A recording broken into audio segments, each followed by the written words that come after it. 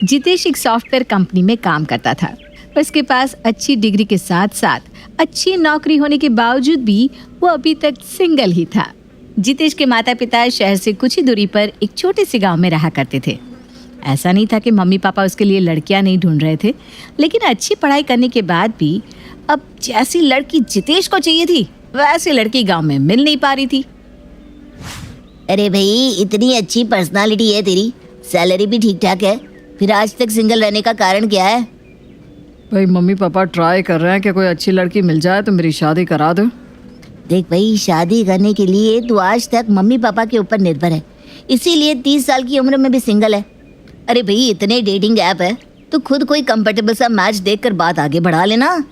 अरे नहीं यार, पता नहीं कैसे कैसे लोग आते होंगे इस तरह के ऐप पर, मुझे यकीन नहीं इन सब पर। मम्मी पापा ही ठीक है शादी और रिश्ते के लिए तो। देख, कौन सी सदी से उठकर आया है भाई तू? मैंने टिंडर से ही डेट किया था तेरी भाभी को। हो तुझे ऐसी वैसी लगती है क्या? भाई, अपने पसंद की लड़की जिससे आपके विचार मिलते हो उसे ढूंढकर शादी करना कोई गलत काम नहीं है, और ये बहुत अच्छा और आसान तरीका है। आप किसी लड़की से मिलो, खुलकर उसे सारी बात बताओ, आप रिश्ते से क्या चाहते हो, क्या पसंद है और क्या नापसंद है। अगर आपको लगे कि हाँ भाई मैं इस लड़की के साथ अपनी ज़िंदगी गुजर कर सकता हूँ तो ठीक है, नहीं तो किसी और से बात करो। जबकि मम्मी पापा जो रिश्ता लाएंगे तो खुलकर अपने मन की बात उससे नहीं कर पाएगा, और सारी जिंदगी तुझे बस एडजस्टमेंट ही करने पड़ेंगे। देख, ज़्यादा सोच मत, मैं तेरा रजिस्ट्रेशन करा देता हूँ। करण जितेश का टिंडर पर अकाउंट खोल देता है। कुछ ही दिनों में शालिनी नाम की एक लड़की के साथ उसकी दोस्ती हो जाती है। चैटिंग से शुरू हुई उनकी बातें कब फ़ोन कॉल और फ़ोन कॉल से मुलाकातों में बदल गई, उन्हें खुद भी एहसास नहीं हुआ। देखो जितेश, मैं चंडीगढ़ में जॉब कर रही हूँ और शादी के बाद भी मेरा नौकरी छोड़ने का कोई विचार नहीं है। मैं सारी बातें क्लियर करना चाहती हूँ। मैं शुरू से ही एक न्यूक्लियर फैमिली में रही हूँ। हमारे घर में ना बड़ा शांत माहौल रहा, ना कोई लड़ाई झगड़ा, ना तू तू मैं भी यही चाहती हूँ कि शादी के बाद मैं भी न्यूक्लियर फैमिली में ही रहूँ। एक्चुअली जॉइंट फैमिली का प्रेशर और टेंशन मैं झेल नहीं पाऊँगी। तुम चाहो मुझे सही समझो या गलत, लेकिन मैंने तुम्हें साफ साफ बता दिया है, शादी के बाद मैं नहीं चाहती किसी भी वजह से कोई मिसअंडरस्टैंडिंग हो। एक्चुअली इस मामले में मेरी भी यही राय है जो तुम्हारी है। मुझे भी गांव छोड़े 10 साल हो गया है। अब वहाँ जाकर एडजस्ट करने के बारे में सोचना मेरे लिए भी डिफ़िकल्ट है। मैं तो हमेशा से एक वर्किंग वाइफ चाहता था ताकि दोनों अपने अपने काम में बिजी रहे और झगड़ने का मौका ही ना मिले। मुझे भी हाउस वाइफ ना बिल्कुल पसंद नहीं है। मुझे लगता है कि हमारी अच्छी जमेगी। सारी बातें क्लियर करने के बाद जितेश और शालिनी अपने अपने घर में बात करते हैं। बड़ों की रजामंदी के साथ जल्दी उन दोनों की शादी हो जाती है और शादी के बाद दोनों शहर में 2 BHK फ्लैट लेकर उसमें रहने लगते हैं। शादी के बाद जितेश, बहुत गर्मी पड़ रही है, AC ले लेते और घर के लिए थोड़ा फर्नीचर भी ले लेते। अब हमारी शादी हो गई है, कोई भी आता है तो ऐसा खाली खाली घर अच्छा नहीं लगता। ऐसे ही एक के बाद एक घर में सामान आने लगते हैं, कभी फ्रिज तो कभी टीवी, कभी माइक्रोवेव तो कभी गीज़र, जिससे उनका पूरा का पूरा बजट हिल जाता है। शालिनी, मैंने जितना सोचा था ना, शादी के बाद उससे कई गुना ज़्यादा खर्च हो चुका है।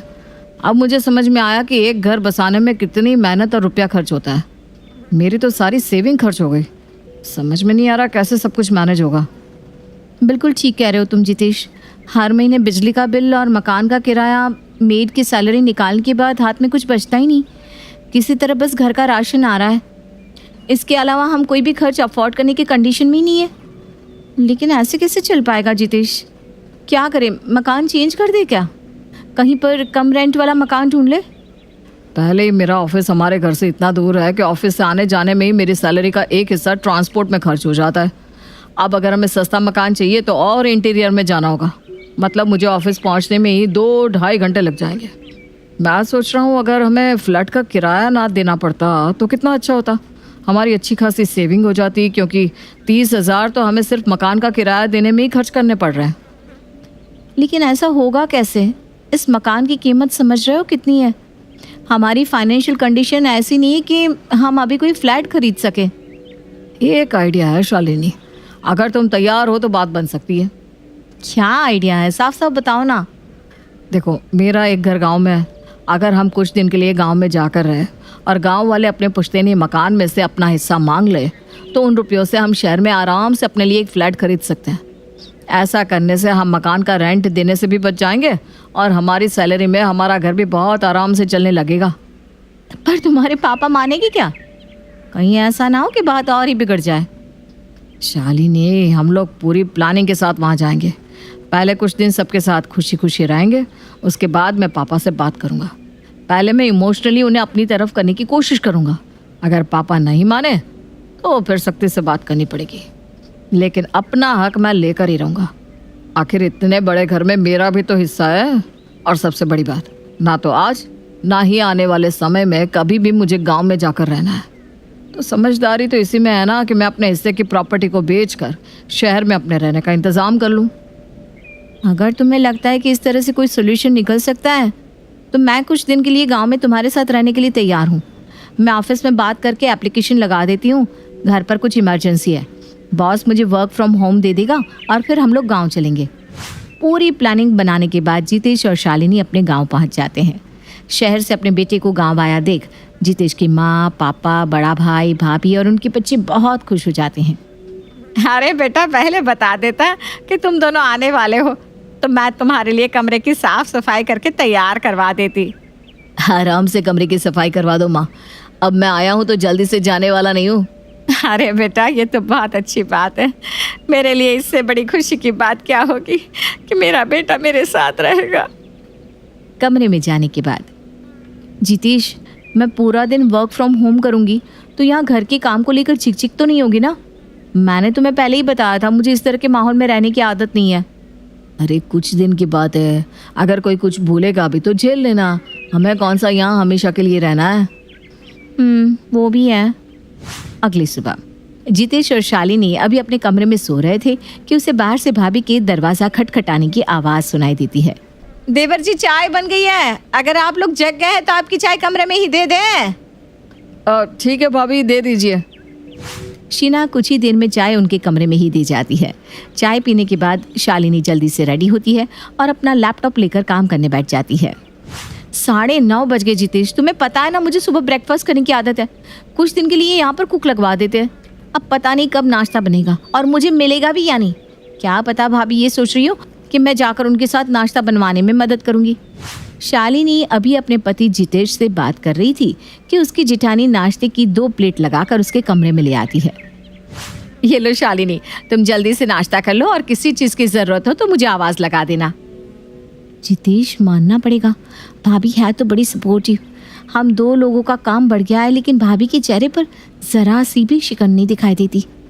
शाम के समय जब शीना चाय लेकर उनके कमरे में आती है, भाभी आई एम रियली सॉरी, आपको सारा काम अकेले ही करना पड़ रहा है, लेकिन मुझे ना ऑफिस का काम करना पड़ता है, इसलिए मैं आपकी काम में मदद नहीं कर पा रही हूँ। अरे नहीं पगली, तुझे किसने कहा मुझे काम करने में कोई दिक्कत है? अरे काम तो मैं रोज़ ही करती हूँ और तुम लोग कुछ दिन के लिए आए हो, बस खुशी खुशी हमारे साथ रहो, इससे ज़्यादा मुझे और कुछ नहीं चाहिए। भाभी कुछ दिन की बात नहीं है, दरअसल हमारा 2 महीने रुकने का प्लान है। मतलब अगर आपको कोई दिक्कत हो रही है तो आप किसी को घर के कामों में मदद करने के लिए रख लीजिए ना। अरे बाबा, ये काम वाम की चिंता तुम मुझ पर छोड़ दो, तुम बस अपने ऑफिस पर ध्यान दो, घर में संभाल लूँगी। कुछ दिन बीतने के बाद, अरे बेटा शालिनी, देख मुझे पता है कि तुम्हें साड़ियाँ पहनने की आदत नहीं है, तो क्यों दिन भर साड़ी में लिपटी रहती हो? हैं, तुम्हें दिक्कत होती होगी ना बेटा? वो मम्मी जी, मैं बस थोड़े गांव के माहौल को देखते हुए साड़ियाँ पहन रही थी। अरे बेटा, गांव वालों का क्या है, गांव वालों के हिसाब से थोड़ी ना हमारा घर चलेगा। तुम बाहर निकलते हो, नौकरी करते हो, हम सब समझते हैं, कोई दिक्कत नहीं बेटा। तुम जैसे कपड़े शहर में पहनती थी ना, वैसे ही यहाँ भी पहन सकती हो, बस कपड़े थोड़े सभ्य होने चाहिए। इसके अलावा हमें तुम्हारे पहनावे से कोई दिक्कत ना है। सासू माँ की बात सुनकर शालिनी बहुत हैरान थी। जिसने आज तक अपनी सहेलियों से सास के बारे में जितने भी किस्से सुने थे, उसकी सास उनसे बिल्कुल अलग थी। उसने तो आज तक यही सुना था कि सासू माँ साड़ी पहनने पर भी सर पर पल्लू ना रखने पर ताने मारती है, और यहाँ उसकी सास उसे साड़ी ना पहनने की हिदायत दे रही थी। उन्हें उसके काम करने से भी कोई दिक्कत नहीं थी, यहाँ तक कि ससुराल में भी उसे अपने कमरे में बैठे बैठे चाय, नाश्ता और खाना समय पर तैयार मिल रहा था। उसे जैसे यकीन ही नहीं हो रहा था कि वो इतने बड़े ससुराल में अभी तक खुशी से रह रही है। जितेश, हमें यहाँ आए 15 दिन हो गए। मुझे लगता है अब तुम्हें पापा जी से बात कर लेनी चाहिए। तुम जितना देर करोगे ना दिक्कत उतनी ही बढ़ती जाएगी। और वैसे भी मेरे वर्क फ्रॉम होम की टाइम लिमिट खत्म होने की उल्टी गिनती शुरू हो गई है। देखो मैं पहले से बहुत परेशान हूँ, प्लीज़ ये बार बार एक ही बात कहकर मेरे ऊपर प्रेशर बनाना बंद कर दो। मुझे अच्छी तरह याद है कि हम यहाँ क्या करने के लिए आए थे, मैं भूला नहीं हूँ। लेकिन घर का माहौल तो देखो, सब लोग हमारे आने से कितने खुश हैं। मम्मी पापा तो इतने खुश हैं कि जैसे उन्हें पता ही नहीं कि क्या मिल गया। और इस माहौल में मैं अचानक से जाकर मकान बेचने की बात कर दूँ। कहीं ऐसा तो नहीं ना जितेश कि तुम्हारे इरादे बदल गए हैं? देखो मैं साफ साफ बता रही हूँ, इतने बड़े ससुराल में मैं जीवन भर एडजस्ट नहीं कर पाऊंगी। जितेश और शालिनी की बातचीत अब एक बहस का रूप लेने लगी थी और शायद उनके कमरे से कुछ आवाज़ बाहर भी जा रही थी। झगड़ा खत्म होने के बाद जितेश और शालिनी मुंह फेर कर सो जाते हैं और एक दूसरे से बातचीत बंद कर देते हैं। अगले दिन, क्या बात है शालिनी, किसी बात पर झगड़ा हो गया था क्या तुम दोनों का कल रात को? वो कुछ नहीं भाभी, थोड़ा सा पर्सनल बात थी। मैं समझती हूँ शालिनी की बात कुछ पर्सनली रही होगी, लेकिन इस तरह से बातचीत बंद कर देना तो सही नहीं है ना। और पति पत्नी के बीच में तो अहम और नाराज़गी की कोई जगह होती ही नहीं है। चलो जल्दी से एक दूसरे को सॉरी बोलो और झगड़ा ख़त्म करो। भाभी के कहने पर जितेश और शालिनी एक दूसरे को सॉरी बोल देते हैं, जिससे उनके बीच का मनमुटाव खत्म हो जाता है।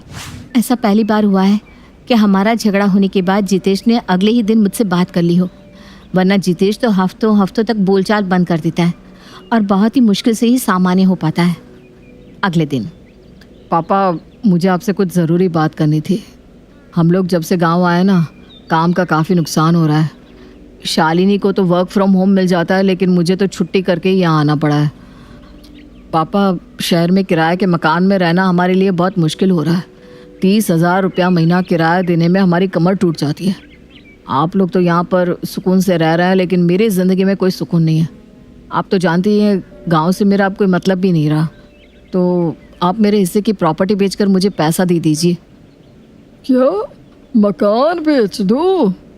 पापा इस घर में मेरा भी तो बराबर का अधिकार है ना।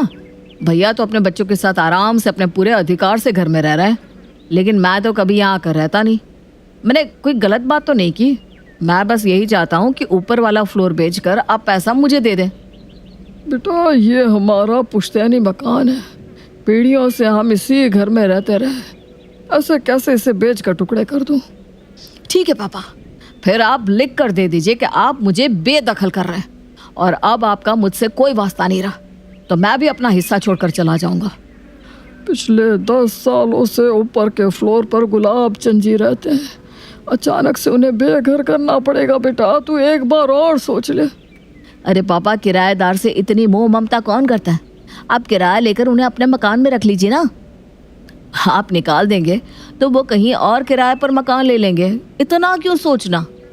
ठीक है बेटा, मैं डीलर से बात करता हूँ, अगर कोई ग्राहक मिले तो उसे ऊपर का फ्लोर बेच देंगे। पापा के मकान बेचने के लिए तैयार होते ही जितेश खुशी से फूला नहीं समा रहा था। शालिनी, मैंने पापा से बात कर ली है, उन्होंने कहा है जैसे ही कोई खरीदार मिलता है वो मकान बेच देंगे। पैसा हमारे हाथ में आते ही हम भी यहाँ से निकल जाएंगे। ठीक है जितेश। अच्छा भाभी पूछ रही थी शाम को खाने में क्या खाओगे, उन्हें बता देना। अरे वो अपनी मर्जी से बना लेंगी जो उन्हें बनाना होगा। मैं क्या बोल रहा हूँ, तुम क्या जवाब दे रही हो? अरे वो इतना कंसर्न शो कर रही है तो तुम अपनी पसंद नहीं बता सकते? देख रहा हूँ जब से तुम यहाँ आई हो बड़ा चेहरा खिला खिला रहता है तुम्हारा। देखो जितेश, 8 घंटे काम करने के बाद जब मैं घर आती थी ना, तो तुम हमेशा मुझे लैपटॉप में नज़र गड़ाए कुछ काम करते हुए नज़र आते थे। मैं चाहे कितना भी तुमसे कहूँ कि मेरे साथ समय बिताओ, मुझसे बातें करो, लेकिन तुम्हारे पास मेरे लिए कभी समय ही नहीं होता था। मैं जब से यहाँ आई हूँ, भाभी के रूप में मुझे एक सहेली मिल गई है। शाम को ऑफिस ख़त्म होने के बाद मैं भाभी के साथ बैठकर ढेर सारे गप्पे लगाती हूँ, जिससे मेरी ऑफिस की सारी थकान और स्ट्रेस दूर हो जाता है। अगर तुम्हारे और मेरे बीच में किसी बात को लेकर गर्मा गर्मी या बहस हो भी जाती है ना जितेश, तो माँ जी और भाभी के साथ समय बिताने पर मेरा मन हल्का हो जाता है और मैं हमारे बीच की कड़वाहट को भूल जाती हूँ। इसीलिए आजकल मेरा मूड अच्छा रहता है। शालिनी का जवाब सुनकर जितेश थोड़ा हैरान था। 2-3 दिन के बाद पापा जितेश के पास आते हैं। बेटा जितेश, प्रॉपर्टी डीलर से बात हो गई है। एक पार्टी है जो हमारा घर खरीदने के लिए तैयार हो गई है। तेरा हिस्सा है, इसीलिए तू देख ले बेटा कितने में बेचना है और कैसे सौदा करना है। शालिनी, हम जिस वजह से यहाँ आए थे ना, आज हमारा मतलब हल हो गया। लेकिन पता नहीं क्यों मुझे कुछ अजीब सा महसूस हो रहा है, जैसे कुछ छूट रहा है मेरे हाथ से। जिन पैसों के लिए हमने इतना सब प्लान किया, आज जब पैसे हाथ में आने का समय आया है तो मुझे खुशी महसूस नहीं हो रही। तुमने तो मेरे मन की बात कह दी जितेश। मुझे भी इस घर के 2 टुकड़े करना अच्छा नहीं लग रहा। पिछले 1 महीने में सबने हमारी खुशी के लिए क्या कुछ नहीं किया। हमारी पसंद नापसंद, हमारी छोटी से छोटी ज़रूरत का ख्याल रखा, और जाते हुए हम इन लोगों को इतनी अच्छाई के बदले में क्या देकर जा रहे हैं? उनके इस आशियाने के 2 टुकड़े। अगर आज हमने अपना हिस्सा बेच दिया ना जितेश, तो वापसी के सारे दरवाजे हमारे लिए हमेशा के लिए बंद हो जाएंगे। और इतने अच्छे परिवार को कुछ रुपयों के लिए मैं गंवाना नहीं चाहती।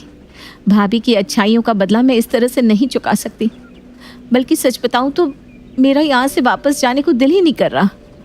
मैंने सोचा था इतने बड़े ससुराल में रहना बहुत तकलीफदेह और कठिन होगा, लेकिन सच बताऊं तो मैं जब से यहाँ आई हूँ मुझे कभी किसी भी बात की दिक्कत ही महसूस नहीं हुई। भाभी के साथ रहकर मैंने बहुत से काम सीखे हैं। जिन कामों के लिए पहले मुझे नौकरों पर निर्भर रहना पड़ता था, वो काम मैं खुद अपने हाथ से बड़े आराम से कर सकती हूँ। मुझे पैसा नहीं चाहिए जितेश। हमें अपने खर्चों को अपनी आमदनी के हिसाब से व्यवस्थित करना होगा। पापा को मना कर दो, हमें कोई मकान नहीं बेचना। बल्कि जाते हुए सबसे यही वादा करो कि जितना जल्दी हो सकेगा हम फिर से यहाँ लौट कर आएंगे। जल्दी वापस लौटने का वादा करके जितेश और शालिनी वापस शहर को लौट जाते हैं। ये कहानी शुरू होती है सुष्मिता के घर से, जो फिलहाल यशोदा निवास की इकलौती बहू थी। रात के वक्त सुष्मिता अपने पति और अपने 2 बच्चों के साथ अपने कमरे में किसी तरह खींचातानी करके बेड पर एडजस्ट होने की कोशिश कर रही थी। अरे जी थोड़ा सरकिए ना, मैं इधर से नीचे गिर जाऊंगी। बिस्तर की लकड़ी पर तो आ गया हूँ, अब कहाँ जाऊँ? गद्दा तो तुम नसीब होने नहीं देती। तो मैं कौन सा आराम से सो रही हूँ? दिन भर एक पैर पर खड़ी रहकर काम करती हूँ, और रात को नसीब होता है ये बिस्तर जो इतना छोटा है कि आदमी करवट भी बदले तो नीचे आ जाए। एक करवट सो सोकर मेरा बाएं हाथ सुन पड़ गया है। मुझे करवट बदलनी है, आप घसकिए ना। सुष्मिता के बोलने के बाद भी संतोष नहीं घिसकता, और जैसे ही सुष्मिता करवट बदलती है संतोष जमीन पर गिर जाता है। साला ये भी अच्छा है, दिन भर ऑफिस पे काम करो और नसीब होता है ये फर्श। गुस्से से संतोष फिर से बिस्तर पर किसी तरह जगह बनाकर एडजस्ट करने लगता है। मैं तो आराम से ही सोऊंगा, चाहे आज कुछ भी हो जाए। और ये कहकर संतोष हाथ पैर फैला लेता है, और उसके हाथ पैर फैलाते ही सुष्मिता धड़ाम से नीचे गिर जाती है। हाँ, मुझे नीचे गिराओ। गर्मा गर्म रोटियां जो परोस कर देती हूँ ना मैं, ये नहीं कि एक और कमरे का इंतजाम कर दो। 2 हम 2 हमारे बच्चे कहाँ से आएंगे सब एक बिस्तर पर? तो मुझे क्यों बोल रही हो? इस कमरे में दूसरा बेड लगा भी तो नहीं सकता? 2 बित्ते का हमारा कमरा है। जोर से अगर अंगड़ाई लूं तो दूसरा हाथ गौतम के मुंह पर मिलता है। तो एक और कमरा बनवा लो। इस बारे में तो मैं कुछ नहीं कर सकता सुष्मिता। घर की बड़ी माँ है, तुम उनसे बात करो, वो जो कहेगी वही इस घर में होगा। ये क्या? संतोष तो अपने बच्चों को लेकर आराम से बिस्तर पर फैल कर सो जाता है, और सुष्मिता को फर्श पर ही सोना पड़ता है। पर हर रोज की इस प्रॉब्लम से बाहर आने की सुष्मिता ठान लेती है, और सवेरे उठते ही अपनी सास से इस बारे में बात करती है। अब मैं क्या बोलूं बेटा, घर में 3 तो कमरे हैं, एक में गौतम सोता है। अभी उसका परिवार नहीं है, उसका परिवार भी होगा तो थोड़ी ना अलग कमरा बनाया जाएगा।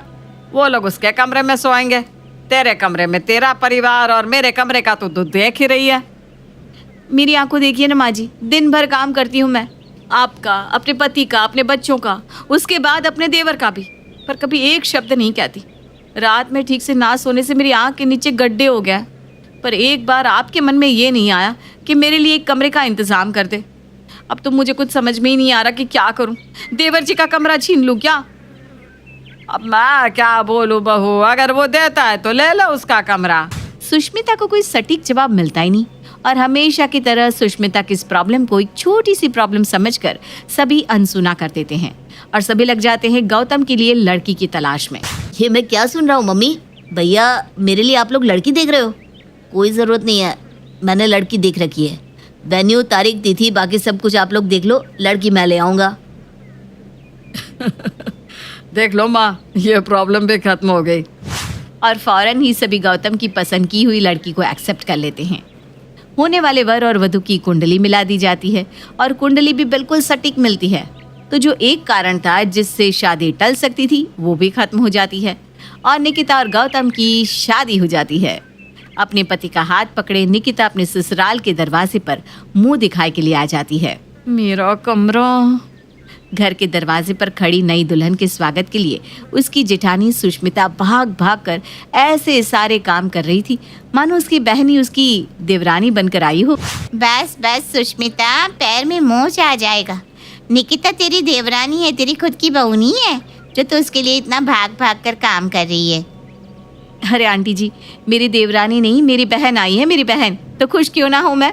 और वैसे भी ये तो कुछ नहीं है, मेरे देवर जी और उनकी प्यारी मिसेस के लिए मैंने कुछ बड़ा सरप्राइज सोच कर रखा है।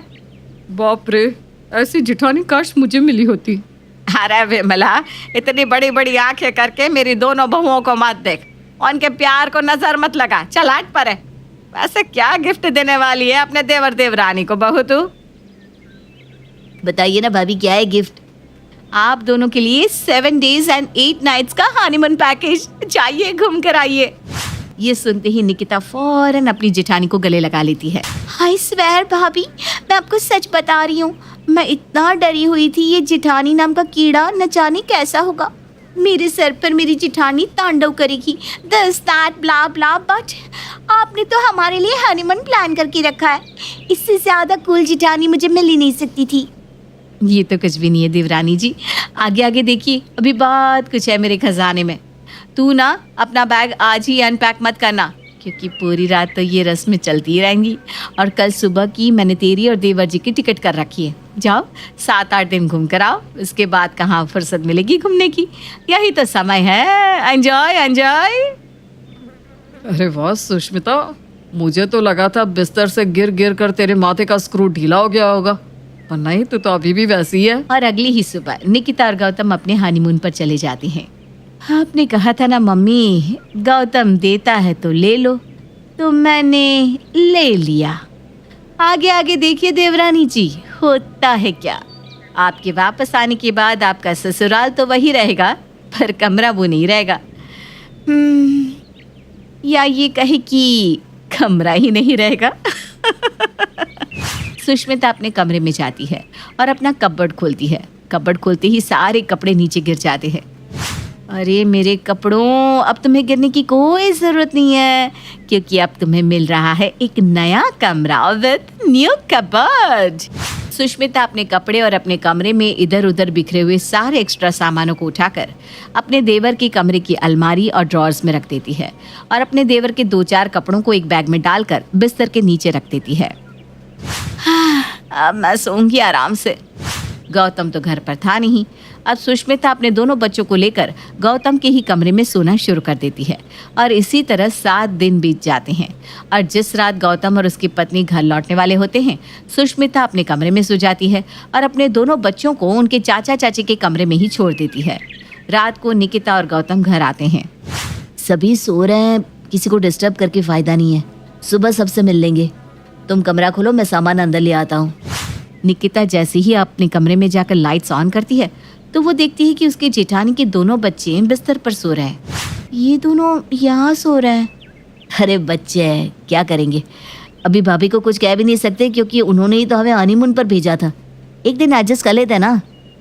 अरे पर कैसे करेंगे एडजस्ट? अरे बाहर है ना हॉल, वहीं चलो। और अपने ससुराल के पहले ही दिन निकिता को गौतम के साथ हॉल के सोफे पर एडजस्ट करना पड़ता है। देर रात 3 बजे। गौतम, तुम सो गए क्या? इतने लंबी फ्लाइट के बाद सोफे पर किसे नींद आएगी निकिता? तुमने तो कपड़े भी चेंज कर लिए, मैं तो वॉशरूम में कपड़े भी नहीं बदल सकती, मेरी साड़ी ही भीग जाएगी। बस किसी तरह सुबह हो जाए और मैं अपने कमरे में जाऊं। अगली सुबह निकिता फौरन उठकर अपने कमरे में जाने लगती है। वो जैसे ही अपने कमरे में जाती है तो क्या देखती है, उसके कमरे में चारों तरफ उसकी जेठानी का ही सामान रखा हुआ है। एक तरफ बच्चे ज़मीन पर ड्राइंग कर रहे हैं, दूसरी तरफ सुष्मिता वहीं बैठकर टमाटर काट रही है। भाभी, मैं वो सोच रही थी कि थोड़ा आराम कर लूं। कल रात में और गौतम बाहर सोफे पर ही सोए ना, तो अब पीठ में दर्द आ गया है। अब इस घर में 3 ही तो कमरे हैं निकिता, तुम दोनों का सेपरेट कमरा तो है नहीं, तो सोफे पर ही सोओगे ना। क्या इस घर में गौतम का कोई कमरा नहीं है? नहीं तो किसने कह दिया तुमसे कि इस घर में तुम्हारा कोई कमरा है? जिस दिन तुम शादी करके आई थी उस रात को तो तुम माँ जी के कमरे में सोई थी, भूल गई क्या? फिर अगली सुबह तुम हनीमून पर निकल गई थी।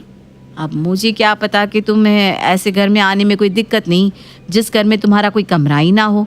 निकिता और अपनी भाभी की बातचीत सुनकर गौतम कमरे में आकर कहता है, ये क्या मजाक कर रही है भाभी, ये कमरा मेरा है। अरे ऐसे कैसे देवर जी, बस कहने से ये कमरा आपका हो जाएगा। देखिए, इस कमरे में कहीं भी आपका कोई सामान है? हाँ, आपका कोई सामान भी तो यहाँ नहीं है, तो ये कैसे आपका कमरा हो गया? लगता है कुछ ज्यादा ही घूम लिया आपने। गौतम, अब कोई किसी जिंदा आदमी को मरा हुआ कह दे तो उस पर कोई बहस करे भी तो कैसे। हम हॉल में रह लेंगे निकिता, कोई बात नहीं। भाभी आपको ये कमरा चाहिए ना, रखिए आप ये कमरा।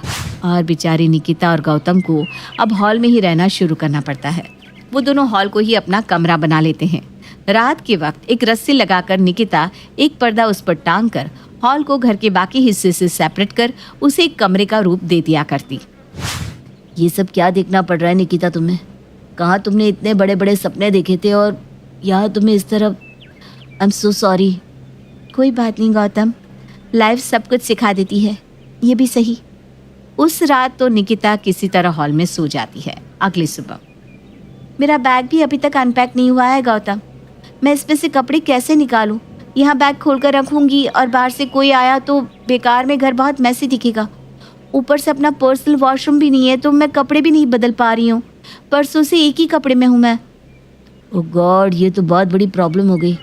एक काम करते हैं, हमारे जो बैग्स हैं उसे सोफे के नीचे रखा करेंगे ताकि किसी को कुछ पता न चले, और तुम कपड़े चेंज किचन में कर सकती हो। निकिता और गौतम के जीवन में प्राइवेसी नाम की कोई चीज ही नहीं रह गई थी। दिन भर हॉल में ही सोना, उठना, बैठना, खाना पीना। और सोए भी तो कैसे? किसी को अगर अपने पानी लेने के लिए उठना होता तो वो हॉल के ही रास्ते किचन जाया करता। एक रात जब निकिता हॉल के फर्श पर गहरी नींद में सो रही थी, तभी उसके चेहरे पर कहीं से पानी गिर जाता है। गौतम, लगता है इन लोगों ने हमें घर से भी बाहर निकाल दिया। देखो, आसमान से सीधी बारिश की बूंदें हमारे चेहरे पर गिर रही है। नहीं, वो तो मैं हूँ, मुझे माफ कर दे निकिता, मुझे तो दिखी नहीं। सोफे पर सोने से मेरी कमर अकड़ जाती है भैया, इसलिए मैं नीचे सोने लगी। ये सब सुष्मिता के कारण हो रहा है, मैं कल ही उससे इस बारे में बात करता हूँ। अगली सुबह संतोष गुस्से में सुष्मिता के पास जाता है। एक बार तो जरा तरस खा अपने देवर देवरानी पर, किस तरह उन्हें फर्श पर सोना पड़ता है। नया शादीशुदा जोड़ा है, जरा तो सोचती। मुझे बताने की कोई जरूरत नहीं है, काहे का नया जोड़ा? जाकर तो आ गया हनीमून पर, अब क्या? मुझे कुछ नहीं सुनना। मैं जब इस घर में आई प्रॉब्लम मेरी भी थी, मेरी किसने सुनी? आपने, आपकी माँ ने सुनी? किसी ने भी नहीं ना। तो अब अगर किसी ने भी मुझे कोई भी सलाह देने की कोशिश की तो मैं अपने दोनों बच्चों को लेकर मायके चली जाऊंगी।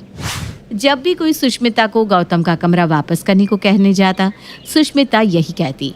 और इसी तरह 15 दिन बीत जाते हैं और फिर एक रोज निकिता अपनी प्राइवेसी को बरकरार रखने के लिए ऑनलाइन एक टेंट मंगवा लेती है और उसी टेंट को अपने हॉल में लगाकर रहने लगती है। जब भाभी मानने को तैयार ही नहीं है तो मैं भी अपने घर का हिस्सा क्यों छोड़ूं? आज हॉल में रखा है, कल बाहर फेंक देगी। तुम्हें अच्छा बनकर रहना है गौतम तो तुम रहो, मुझसे अब और नहीं सहा जाता। इसी बीच एक दिन निकिता की माँ बिन बताए उसके ससुराल पहुँच जाती है। ये सब क्या है निकिता? तो इस तरह यहाँ रह रही है झोपड़ा बांधकर? अरे बेटा, मैंने तो तुझे महल ढूंढ कर दिया था, पर तुझे ही गौतम से शादी करनी थी, मिल गया झोपड़ा तुझे। आपने तो हमें ठग लिया समधन जी। अब मैं क्या करूँ समधन जी, मैं खुद परेशान हूँ। अब बड़ी बहू तो निकिता का कमरा छोड़ने को राजी नहीं, पर मानना पड़ेगा बड़े अच्छे संस्कार दिए हैं आपने अपनी बेटी को। ऐसी घड़ी में भी अपने पति की ढाल बनी खड़ी हुई है। निकिता, कुछ ही दिनों में गौतम कोई अच्छा बंदोबस्त कर लेगा। हाँ, आप फिक्र मत करिए समधन जी। आप मेरी छोटे से घर में बैठिए ना मम्मी, मैं अभी आपके लिए चाय नाश्ता लेकर आती हूँ। तेरी हालत देखकर मेरा तो कलेजा फटा जा रहा है। बेटा, क्या चाय नाश्ता करूँ मैं? ऐसे भी बेटी के घर का पानी नहीं पीना चाहिए। इतना क्या सोच रही हो मम्मी? तुम टेंट के अंदर बैठो, मैं अभी तुम्हारे लिए नाश्ता लेकर आती हूँ। पर मैं नीचे नहीं बैठ सकती बेटा, तू जानती है ना मेरे घुटनों में तकलीफ है। अब क्या करूँ, हॉल से तो सोफ़ा भी हटा दिया मैंने। कोई बात नहीं बेटा, ज़रा हाथ देना। समधन जी, आप भी ज़रा हाथ दीजिए, सहारा लेकर नीचे बैठ जाती हूँ। शीतल ऐसा यशोदा पर वजन डालती है कि उसके साथ यशोदा और निकिता भी नीचे बैठ जाते हैं। पूरे दिन शीतला देखती है कि उसकी बेटी किस तरह इतना कुछ मैनेज कर रही है। रात को जमीन पर बिस्तर लगाकर निकिता टेंट के बाहर ही सोने लगती है। टेंट छोटा है मम्मी, आप टेंट के अंदर सो जाओ, मैं और गौतम बाहर सो जाएंगे। हमें तो अब किसी भी तरह रहने की आदत हो गई है। तो इस तरह रहेगी? नहीं नहीं बेटा, फर्श पर सोने में तुझे कितनी तकलीफ होती होगी। तू एक काम कर, तू मेरी कोठी ले ले। ऐसे भी कोई उसका इस्तेमाल नहीं करता, हम रख कर भी क्या करेंगे जब अपनी बेटी ही जमीन पर सो रही हो तो। और इत्तेफाक से शीतल और निकिता की बातें सुष्मिता सुन लेती है। हे भगवान, एक कमरे के लालच में मैंने पूरी की पूरी कोठी गंवा दी। मुझे अभी के अभी ही अपने सारे संबंध ठीक करने होंगे। और फौरन सुष्मिता भागती है और अपनी देवरानी की माँ के पैरों में गिर जाती है। नफरत हो रही होगी ना आंटी जी आपको मुझसे, होनी भी चाहिए। मैंने किया ही ऐसा है अपनी बहन के साथ, पर ये सब मैंने अपने देवर कम बेटे के लिए किया। मुझे लगा कि ये लव मैरिज करके लड़की लाया है, ये लड़की टिके ना टिके तो बस मैं इन दोनों की ना परीक्षा ले रही थी कि क्या निकिता सच में गौतम भैया के लिए बनी है, और क्या गौतम भैया निकिता की तकलीफ देखकर कुछ बड़ा करने की कोशिश करते हैं। पर इन दोनों ने तो साबित कर दिया कि ये दोनों एक दूसरे के लिए बेस्ट है। मुझे माफ़ कर दो निकिता, ज़्यादा ही लंबी चल गई तुम्हारी परीक्षा। जाओ अपने कमरे में जाओ, तुम्हारा कमरा और तुम्हारा ससुराल तुम्हारा इंतज़ार कर रहा है। वही मुझे लगा मेरी माँ जैसी भाभी अचानक सुपर्णखा कैसे बन गई। और एक ही पल में सब ऐसे ठीक हो जाता है मानो जैसे कभी कुछ हुआ ही नहीं था। निकिता और गौतम अपने कमरे में चले जाते हैं और अगली सुबह निकिता की माँ अपने घर निकल जाती है। दोपहर के वक्त मौका पाते ही सुष्मिता निकिता के कमरे में जाती है। अरे निकिता, मैं ये कह रही थी कि पता है हमारी भी ना पहले कई कोठियाँ थी, पर मेरे घर वालों ने बेच दी। मुझे कोठी देखने का बड़ा शौक है। कल मैंने सुना आंटी जी कह रही थी तुम्हारे पास भी कोई कोठी है। अच्छा, वो बात आपने सुन ली? अरे भाभी, वो कोठी तो मतलब हमारे घर की चारपाई है। कई सदियों से मेरे घर पर वही चारपाई रखी हुई है ना। अब तो बेड का ज़माना आ गया है तो चारपाई को इस्तेमाल नहीं करता। मुझे फर्श पर सोता देखकर मम्मी ने मुझे वो कोठी लेने को कहा था, मतलब कि चारपाई। वैसे आपको क्या लगा? उड़ गए तोते रे। हाँ जी, सुष्मिता के उड़ गए तोते। जिस कोठी को वो बड़ी सी हवेली समझ रही थी, वो तो एक पुराने जमाने की चारपाई निकली। न हाथ आई कोठी न ही लंगोटी। स्मिता और सुहानी दोनों ही सास बहू थीं। सुहानी हमेशा से ही घर के बाहर के हर काम में माहिर थी और हमेशा अपने परिवार को खुश रखने की कोशिश में लगी रहती थी। वहीं सुहानी की सास स्मिता एक नंबर की चंट औरत थी। कैसे, ये तो आपको स्टोरी देखने के बाद ही पता चलेगा। एक दिन सुबह सुबह स्मिता बहू कमरे से तैयार होकर जब बाहर आती है, माँ जी ये लीजिए आपकी चाय, और पानी गर्म हो गया है, नहा लीजिए। हाँ बहू ये तूने कान में क्या पहना है? ये झुमका, ये तो मेरी नानी का है माँ जी। मम्मी ने शादी के समय दिया था। हाँ, जैसे ही पहनने का मन किया तो वेयर कर ली।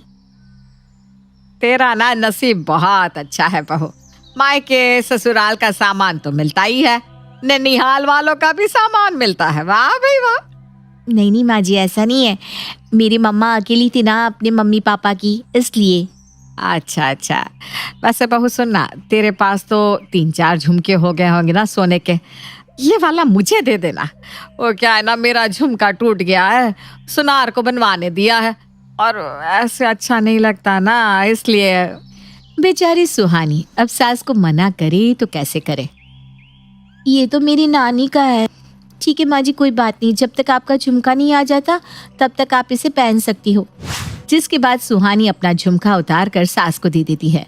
वहीं लालची सास बहुत खुश हो जाती है। ऐसे ही एक शाम। हेलो सुहानी, जल्दी से तैयार हो जाओ, मेरे बॉस के घर पार्टी है। और सुनो, वो ब्लू वाली साड़ी पहनना, वो तुम पे खूब जचती है। अच्छा ठीक है। जिसके बाद सुहानी साड़ी कपबोर्ड से निकाल कर बेड पर रखकर तैयार होने के लिए चली जाती है। वहीं सास ससुर भी कहीं जा रहे होते हैं। जाके सुहानी से लिपस्टिक मांग लेती हूँ लगाने को, उसकी लिपस्टिक का कलर काफी बढ़िया होता है। जिसके बाद सास सुहानी के कमरे में आती है। सुहानी बेटा कहाँ है? सास को वहां सुहानी तो नहीं दिखती, लेकिन बेड पर सुहानी की सुंदर सी ब्लू कलर की साड़ी दिख जाती है। वाह, कितनी सुंदर साड़ी है। मेरे पास तो एक भी ढंग की साड़ी नहीं है। क्यों ना मैं सत्संग में इसे ही पहन कर चली जाऊं। जिसके बाद सास बहू की साड़ी को लेके जाती है, साथ में मेकअप का सामान भी। और बहू जब वॉशरूम से बाहर आती है तो अपनी साड़ी गायब देखकर काफी परेशान हो जाती है। पक्का ये माँ जी का ही काम होगा, पर पूछ कर तो ले जाना चाहिए था। अब मैं क्या पहनूं? अब जो हो गया सो हो गया। कोई दूसरी साड़ी पहनकर जल्दी से तैयार हो जाती हूँ। जब बहू तैयार होने जाती है तो देखती है कि उसका आधा मेकअप का सामान भी गायब है। अब इसका क्या करूं मैं? माँ जी सच में लेके गई होगी कि नहीं पता नहीं, लेकिन वो तो मेकअप यूज भी नहीं करती और नंदिनी के पास तो खुद मुझसे भी अच्छा सामान है। वो मेरा सामान क्यों ले जाएगी? अभी किसी से पूछना भी ठीक नहीं है, वरना मैं ही बुरी बन जाऊंगी। जिसके बाद बहू एकदम सिंपल सी तैयार हो जाती है। वहीं जब रघु सुहानी को पिक करने आता है।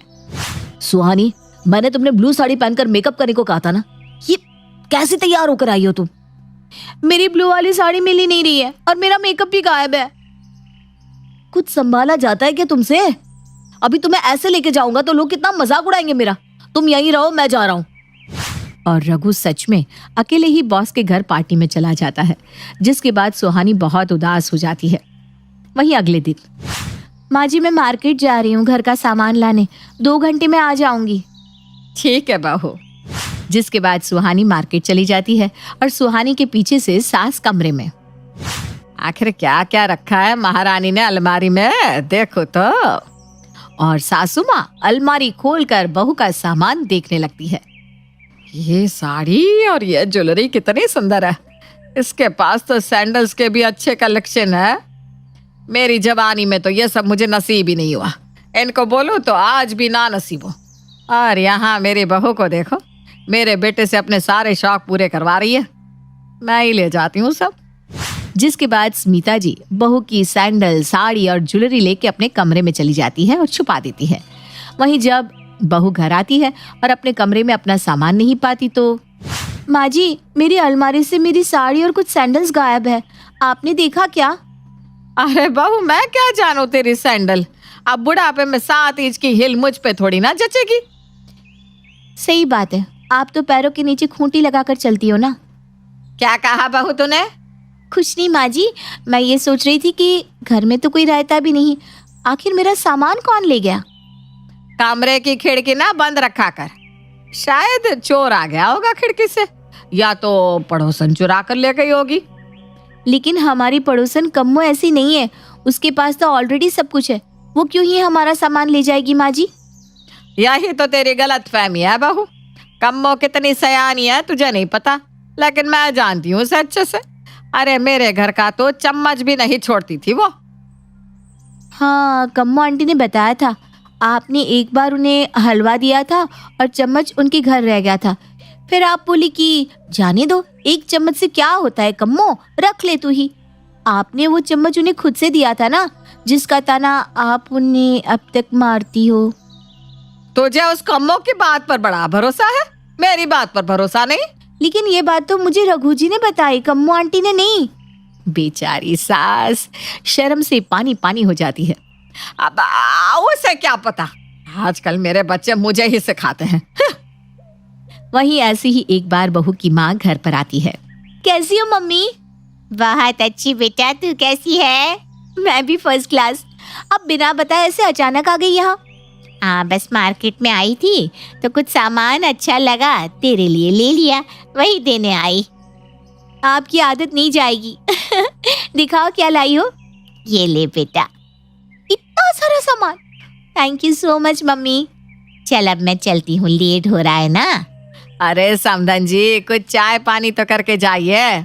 नहीं नहीं बहन जी, कभी और। हाँ। जिसके बाद बहू की माँ वहां से चली जाती है। वहीं सास बहू की माँ के द्वारा लाया गया ढेर सारा गिफ्ट देखकर हैरान हो जाती है। इसमें से 1-2 चुरा ही लूं तो बहू को क्या ही पता चलेगा। वहीं जब बहू किसी काम से बाहर गई होती है तो सास बहू के कमरे में जाके उसकी माँ के द्वारा लाया गया सारा गिफ्ट खोल कर देखने लगती है, जिसमें किसी में ढेर सारे कपड़े, तो किसी में सोने चांदी की ज्वेलरी, तो किसी बॉक्स में खाने पीने के लिए ढेर सारे मिठाई और ड्राई फ्रूट्स होते हैं। इसकी माँ तो काफी अमीर है, मैं तो सब लेके जा रही हूँ अब। जिसके बाद सास डिब्बों का सारा सामान निकालकर गिफ्ट को वैसे ही वापस पैक करके रख देती है ताकि बहू जब गिफ्ट्स खोले तो उसे लगे कि गिफ्ट बॉक्स खाली ही थे।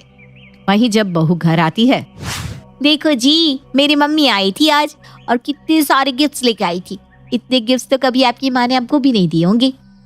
तुम अपनी माँ की लाडली हो, मैं नहीं हूँ, इसलिए थोड़ी तो जलन दिखाया करो पतिदेव। अपनी बीवी से जलूंगा तो आगे कैसे बढ़ूंगा। अच्छा चलो अब ये गिफ्ट्स ना अनबॉक्स करने में हेल्प करो। जिसके बाद दोनों पति पत्नी मिलकर गिफ्ट अनबॉक्स करने लगते हैं। यार ये क्या मजाक है, ये डिब्बा तो खाली है। शायद दुकानदार ने गलती से खाली डिब्बा ही पैक करके दे दिया होगा। दूसरा देखो ना। अरे ये क्या, ये भी खाली है।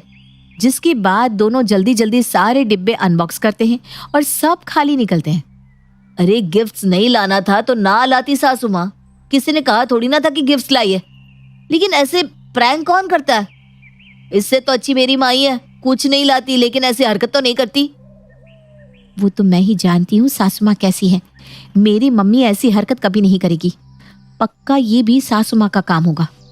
लेकिन सासू माँ अब आ नहीं, अब मुझे कुछ चक्कर चलाना ही पड़ेगा।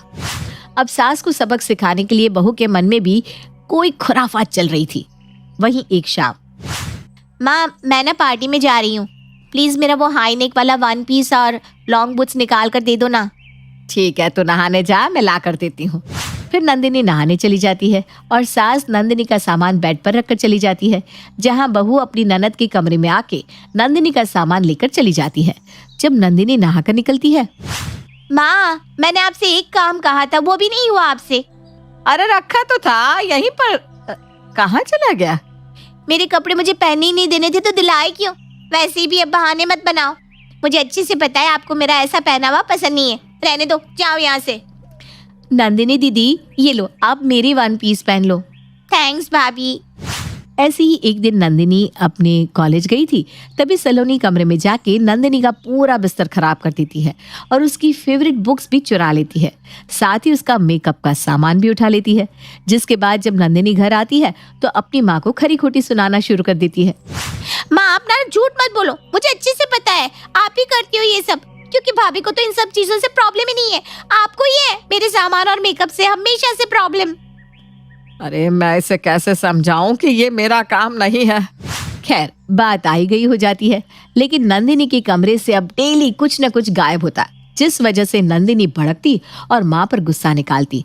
ऐसे ही एक दिन सुनार घर पर गहने दे के जाता है। नंदिनी बेटा, ये गहने मैंने तेरी शादी के लिए बनवाए हैं, इसे ले जाके अलमारी में रख दे और अलमारी अच्छे से लॉक कर देना बेटा। जिसके बाद नंदिनी खुशी से सारे गहने अपने कमरे में ले जाती है, पर वो अलमारी में रखना भूल जाती है। वहीं नंदिनी जब कमरे में नहीं होती तो सलोनी कमरे में जाके गहने उठा लाती है। जिसके बाद घर में हाहाकार मच जाता है कि आखिर ये कैसे हो गया। लेकिन अब सास के मन में कुछ और ही खिचड़ी पक रही थी। सास को गहनों की चिंता हो ऐसा तो बिल्कुल नहीं लग रहा था। ये माँ को पता नहीं क्या हो गया है, इनको तो कभी मेरी चिंता ही नहीं होती। वहीं सास किसी और सोच में थी। वो जल्दी से अपने कमरे में जाती है और बहू का जितना भी सामान सास ने चुराया था वो सारा सामान इकट्ठा करके बहू के कमरे में रखाती है। कहाँ गई थी माँ आप?